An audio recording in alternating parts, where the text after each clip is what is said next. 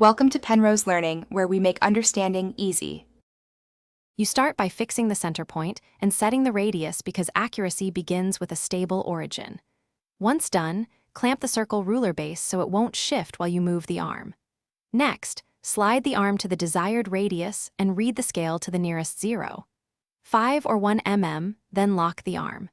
Make sure the 0 degrees mark aligns with a reference edge so your first arc is true and repeatable.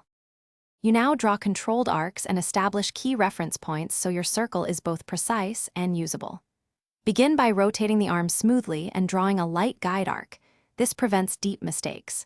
Then use the protractor markings on the ruler to mark sectors at 15 degrees, 30 degrees, or your required intervals.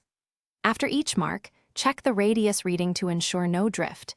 If it changed, relock and redraw, because consistent radius is why your layout will stay accurate. You finish by tracing the final line firmly and checking symmetry, because a confident pass gives a clean edge.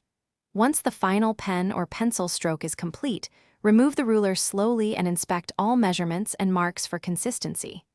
If you notice wobble or mismatched radii, stop. Recenter the base, tighten the clamp, and wipe any debris from the ruler or drawing surface. This troubleshooting step prevents repeated. Thanks for watching. If this was helpful, leave a like and consider subscribing. See you next time.